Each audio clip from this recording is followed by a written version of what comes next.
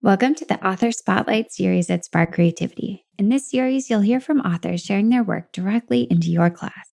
So sit back and listen in. Today, we're hearing from Matt de la Peña, reading his short story, How to Transform an Everyday Ordinary Hoop Court into a Place of Higher Learning and You at the Podium.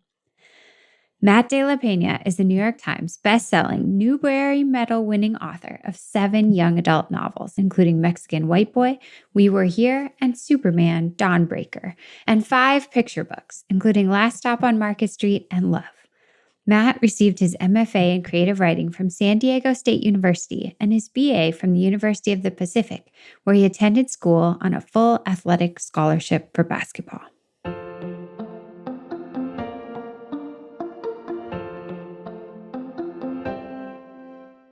Well, welcome to the show, Matt. I'm so delighted you're here. It's a pleasure to be here. Before we dive into your book, I just wanted to invite you to tell readers a little bit about yourself as a person, as a writer. Sure. So my name is Matt de la Peña, and I write books for young people.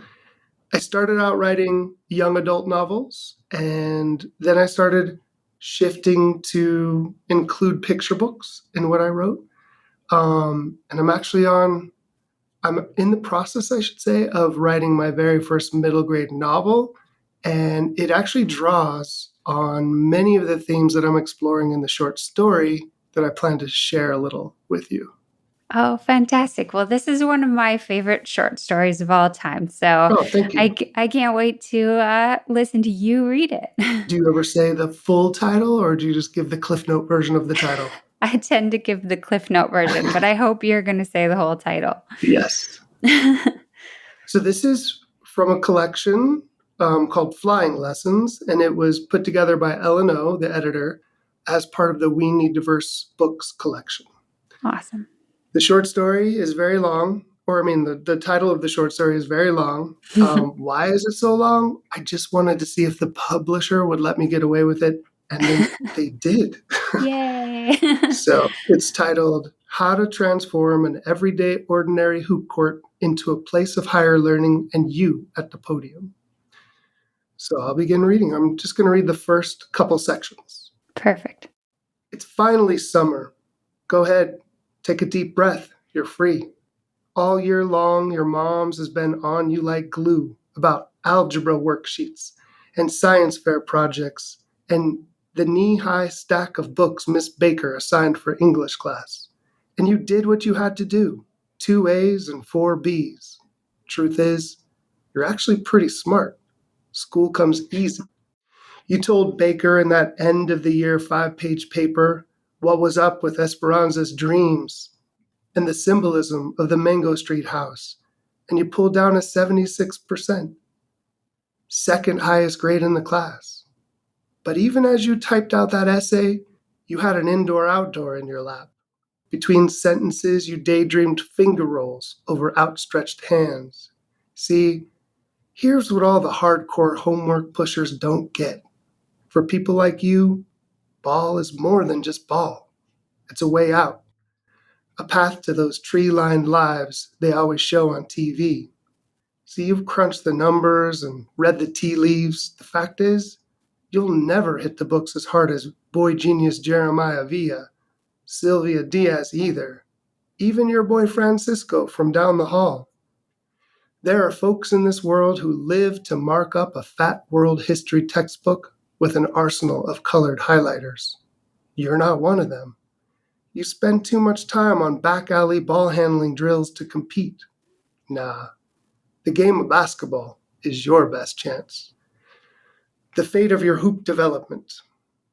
For the past 3 years, you've spent every free minute balling at an outdoor court down the street from your building, after school, after games, weekends, you name it.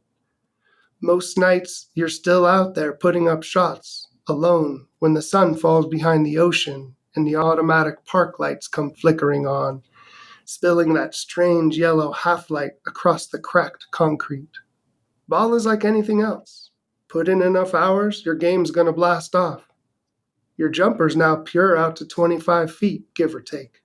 You've developed a little floater in the lane that leaves slow-footed big men flailing. But it's your handle that sets you apart, your quicks, the way you can get into the paint at will and finish with either hand. This past season, you scored more points than any other 8th grader in the county. You were second in assists. So what? It ain't good enough, and you know it. Not if you want to even be more dominant next year in high school. That's why your ears perk up when you overhear a couple newcomers talking about Muni Gym in Balboa Park. When you overhear the dude with love handles sitting on the stairs say to his boy, "It's the best run in the entire city, B. I put that on everything." "Oh, you ranked him out?" the other guy asked. "Nah, I used to ball there all the time before I tweaked my back. If you can hang with them big boys at Muni, shoot, you can hang with just about anybody." Shelf the extra jumpers that night. Proceed instead to the local library and look up Muni Gym online. Type the address into Google Earth and you'll discover it's right next to the Air and Space Museum your moms took you and your sis to back in the day. And the Air and Space Museum, if your calculations are correct, isn't but 5 miles from your pop's job at the factory. Wander into your cramped living room after dinner that night. Work up the guts to describe to your old man the importance of competing against the best. You've outgrown your local run. It's time to put a foot in the deep end. So what if he doesn't even know the rules of the game? If all he does is sit there silently inside the TV, working a toothpick in his teeth. "So what do you think, Pop?" "About what?" "Would it be cool if I went with you to work every morning so I could play some ball down there?" He'll look at you suspiciously, then turn back to his cop show and his toothpick. You'll take this as a no and assume the fate of your most important summer of your hoop development now rests in the hands of the county bus system. But you'll be wrong. A few minutes later, he'll mumble, "Better have your skinny butt out here by the car by 5, I'll tell you that, or else I'm leaving without you." He won't even look up when he tells you this. Doesn't matter. Your heart will race with excitement. You'll tear into your room you share with your sis and lay your hoop gear out on the chair by your bed like some kind of giddy schoolgirl, which is pretty much how you'll feel. There's only today. Know that when your alarm starts blaring at 4:30 the next morning, you're going to have no idea where you are or what's happening. It'll still be dark outside. Your sis will be snoring. When reality finally settles in, the lazy part of your brain will try and sweet talk you back to sleep. Maybe we could, skip the Muni trip today. Go ball at the park instead. There's always tomorrow. Reach into your own skull and smack this part of your brain upside the head. If you let it, this part of your brain will hold you back from every dream you will ever have. Trust me.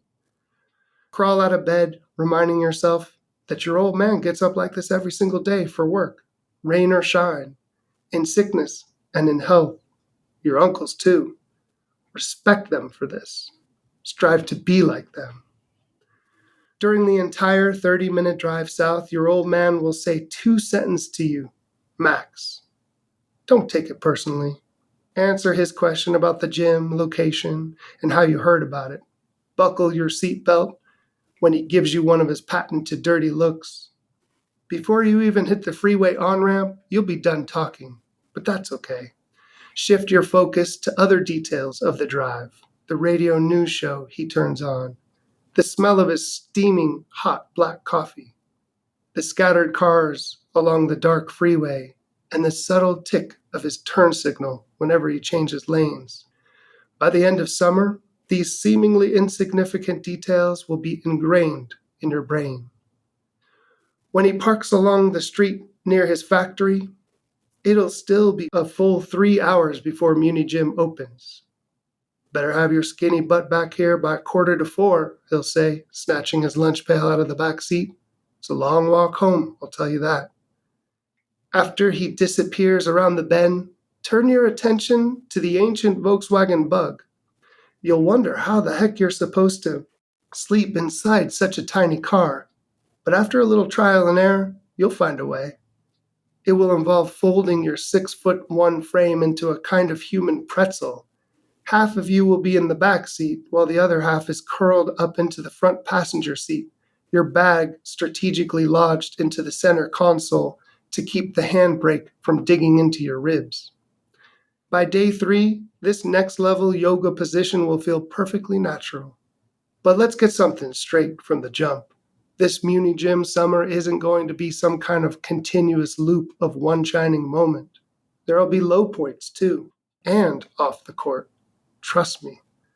A few weeks in, a meaty-faced cop will knock on the windshield with the butt of his nightstick. He'll look at you through his aviator sunglasses, his right hand resting on a holstered handgun. Try not to panic.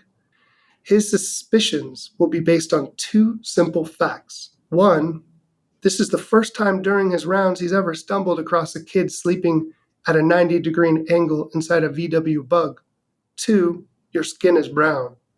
2A, his skin will be brown too, maybe even browner. But don't spend too much time worrying yourself about this.